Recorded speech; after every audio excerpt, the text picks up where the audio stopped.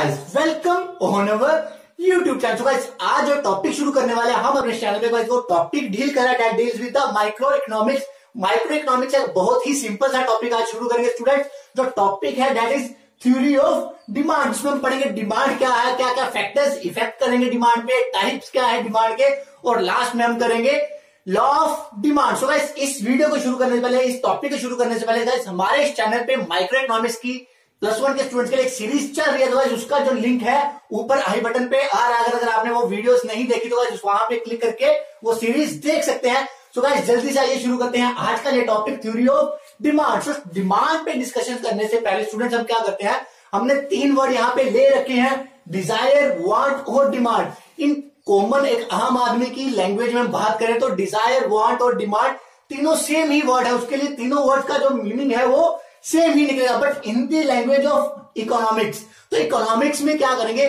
जो Dzire word है, want word है या डिमांड वर्ड है, तीनों अलग अलग है। तीनों का जो मीनिंग है वो अलग रहने वाला है। तो स्टूडेंट जल्दी से बात करते हैं। डिजायर, डिजायर क्या है, just wish to have something. मान लो मेरी पॉकेट में 100 रुपए है स्टूडेंट्स, क्या है मेरी पॉकेट में बस क्या है 100 रुपए है, और मैं 100 रुपए पॉकेट में डाल के विश कर रहा हूं कि मैं एक कार बाय कर लूं। तो मैं वहां कार जो है वो कार क्या बाय नहीं कर पाऊंगा। तो वो जो कार बाय करना है मेरी क्या है, विश है, पर मेरे पास वो बाय करने के लिए पैसे, सफिशिएंट रिसोर्सेज नहीं है। तो that wish is known as desire. मतलब विश टू हैव समथिंग, चाहे आपके पास रिसोर्सेज नहीं भी है, हम कुछ भी इमेजिन करते हैं कि मैं क्या करूं कि कैटरीना कैफ के साथ वर्ल्ड टूर पे जाऊं तो मैं जा सकूंगा। वो क्या है, मेरी जस्ट क्या है, डिजायर है। तो वो पॉसिबल नहीं है। तो हम क्या करें, डिजायर को कन्वर्ट हो जाती है हमारी वांट में। डिजायर किसमें कन्वर्ट हो जाएगी स्टूडेंट, वांट में। वो कब कन्वर्ट हो जाएगी, मेरी डिजायर थी कि मैं कार बाय करूं, मैं कोई कार परचेज करूं,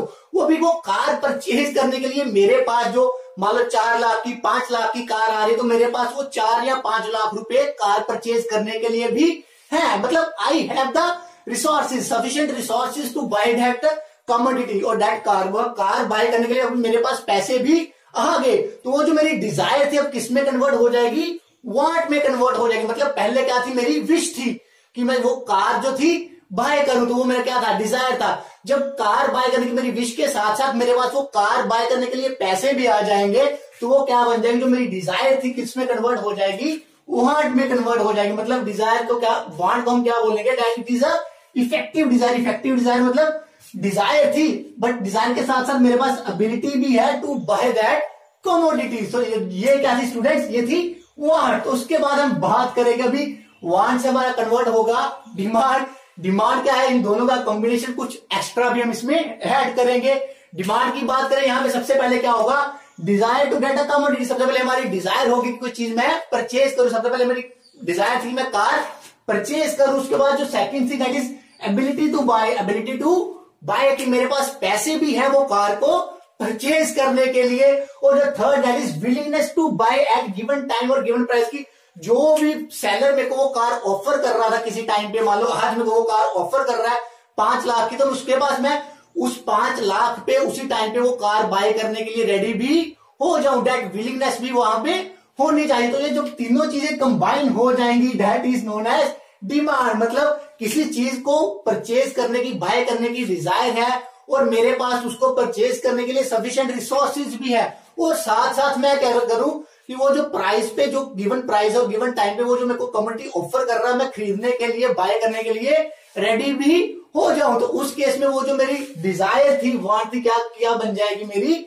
डिमांड बन जाएगी। सो गाइस यहाँ पे हमने एक छोटी सी डेफिनेशन ले रखी है डिमांड की। डिमांड क्या है, demand refers to quantity of commodity that consumer ready to buy at given price at given time. मतलब कोई भी कमोडिटी की क्वांटिटी, कितनी क्वांटिटी जो कंज्यूमर है रेडी हो जाए किसी गिवन प्राइस और गिवन टाइम पे बाय करने के लिए, that quantity of a commodity known as demand. For example मैं क्या था, मार्केट गया, मेरे को कोई सब्जी या वेजिटेबल्स क्या करनी थी, परचेज करनी थी। मार्केट गया, कोई वेजिटेबल 20 रुपए किलो मिल रही थी। तो गाइस मेरे पास क्या थे, मैं 200 रुपीज पॉकेट में डाल के गया परचेज करने के लिए, बट मैं रेडी कितना था, मैं घर से सोच के गया था कि मैं 100 रुपीज ही सब्जी परचेज करूंगा, इससे ज्यादा की सब्जी परचेज नहीं करूंगा। अभी मैं 100 में कितनी सब्जी परचेज कर लूंगा, 20 रुपए पर केजी सी, 100 डिवाइड बाय 20, मैं 5 केजी वो वेजिटेबल्स परचेज कर सकता हूं। वो जो 5 केजी वेजिटेबल जितना मैं रेडी हूं, विलिंग हूं मैं पैसे खर्चने कितने थे 100 रुपीज में कितनी परचेज करूंगा 5 केजी। वो जो 5 केजी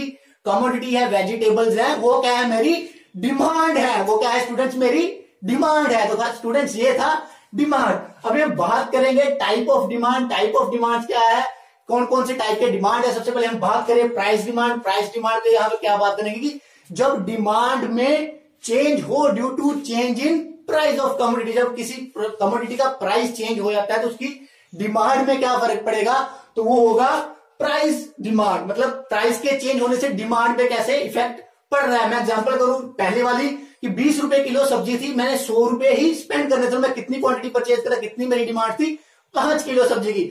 मान लो कि जो अभी जो सब्जी 20 रुपए किलो थी अभी वो 50 रुपए किलो हो जाए तो मैं पैसे कितने कंज्यूम करूंगा, मैं कितने पैसे कंज्यूम करने के लिए रेडी हूं, ओनली 100। तो मैं क्या करूंगा वो 100 में अगर 50 रुपए किलो तो मैं 2 किलो सब्जी की 2 किलो वेजिटेबल्स की ही डिमांड करूंगा। मतलब प्राइस चेंज होने से डिमांड है जो गुड्स की वो भी चेंज हो जाएगी। That is known as price demand. अभी बात करें स्टूडेंट्स सेकंड जो है हमारी इनकम डिमांड। मतलब इनकम के चेंज होने से डिमांड पे भी इफेक्ट पड़ेगा। जैसे मान लो पहले मेरे पास 100 रुपए थे तो 100 रुपए की मैं कितनी 50 रुपए किलो होगी, मैं 2 किलो ही लेके आऊंगा। मान लो मेरी इनकम बढ़ जाए, मेरी इनकम 100 रुपए से बढ़ के और मैं बोलूं मैं 100 नहीं खर्चूंगा, मैं 200 खर्चूंगा या 300 खर्चूंगा, मेरी इनकम इंक्रीज होगी। उससे क्या होगा कि जो मेरी डिमांड है किसी कमोडिटी की डिमांड भी इंक्रीज होगी। मतलब अगर प्राइस गुड्स का इंक्रीज हो जाए उसकी जो डिमांड है वो क्या हो जाएगी गाइस कम हो जाएगी। इसमें इनवर्स क्या होता है रिलेशन होता है, अगर प्राइस कम हो जाए तो डिमांड बढ़ जाएगी। गाइस इनकम डायरेक्टली जो रिलेट करती है डिमांड से करते हैं, अगर हमारी इनकम बढ़ेगी तो हमारी डिमांड भी बढ़ जाएगी क्योंकि हमारे पास पैसे ज्यादा है। इनकम कम होगी तो डिमांड भी कम हो जाएगी क्योंकि हमारे जो पैसे हैं हमारे पास कम हो गए, हम गुड्स जो सर्विसेज है वो कम कंज्यूम कर पाएंगे। सो गाइस ये थी प्राइस डिमांड और इनकम डिमांड।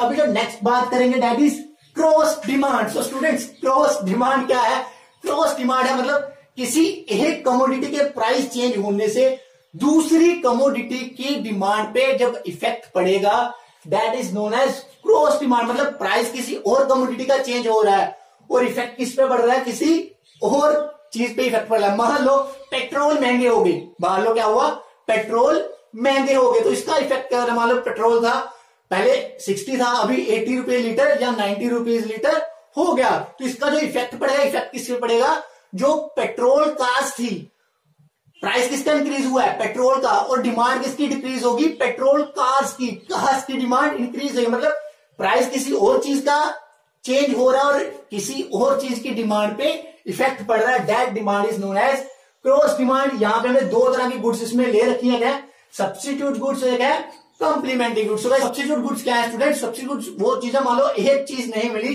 तो हम दूसरी चीज यूज करके उसका लाभ ले लेंगे। हम क्या करेंगे, मान लो क्या हो कि टी का प्राइस है वो इंक्रीज हो गया, जो टी का प्राइस था चाय का प्राइस था इंक्रीज हो गया, लोग क्या करेंगे चाय को छोड़ के वो क्या करेंगे कॉफी पीना शुरू कर देंगे। वो आपस में क्या है टी और कॉफी आपस में क्या है सब्स्टिट्यूट गुड्स है। यहां बात करें अभी कॉफी का प्राइस इंक्रीज हो जाए तो लोग कॉफी छोड़ के कहां पे आ जाएंगे टी पे आ जाएंगे। अगर दोबारा कॉफी का प्राइस कम हो जाएगा तो टी छोड़ के कॉफी पे आ जाएंगे। तो ऐसी गुड्स जो एक जगह से एक जगह की जगह दूसरी गुड्स को यूज कर ले that goods are known as substitute goods. उसके साथ जो सेकंड गुड्स है दैट इज कंप्लीमेंट्री गुड्स, जिनकी डिमांड साथ साथ ही चलती है, लाइक कार और पेट्रोल। कार की अगर डिमांड बढ़ रही है तो उसके साथ साथ पेट्रोल की डिमांड भी बढ़ेगी, लाइक पिज्जा और कोक। अगर पिज्जा हम ऑर्डर करेंगे साइड बाय साइड हम क्या करेंगे कोक या कोई भी जो ड्रिंक थी सॉफ्ट ड्रिंक थी वो भी क्या करेंगे ऑर्डर करेंगे। हम बात करें पेन और इंक, जैसे जैसे पेन की डिमांड बढ़ेगी तो उसके साथ साथ इंक की डिमांड भी बढ़ेगी, that is known as complementary goods. तो ऐसी गुड्स की वजह से जो डिमांड है चेंज होगी that is known as cross demand. So guys I hope आपको ये जो टॉपिक है सारा क्लियर हो गया होगा। जो गाइस आज की वीडियो में हम इतना ही करेंगे, आने वाली वीडियो में गाइस हम करेंगे फंक्शंस ऑफ डिमांड या फैक्टर इफेक्टिंग ऑफ डिमांड, और उसके बाद हम करेंगे students law of demand. So guys आगे की वीडियोस के लिए हमारे साथ बने रहने के लिए गाइस जल्दी से हमारे चैनल को सब्सक्राइब कर लीजिए, क्योंकि हमारे इस चैनल पे आपको आपके सारे सब्जेक्ट्स के रिलेटेड वीडियोस मिलने वाले। स्टूडेंट्स हमारे जो बेसिक अकाउंटिंग है फाइनेंशियल अकाउंटिंग उसकी भी जो सीरीज है चल रही है, उसका जो लिंक है ऊपर आई बटन पे आ रहा है, आप वहां से देख सकते हैं। सो गाइस आने वाले टाइम पे हमारे इस चैनल पे बिजनेस स्टडीज की वीडियोस आपको रेगुलर मिलती रहेगी। Keep stay at home, stay happy and stay healthy.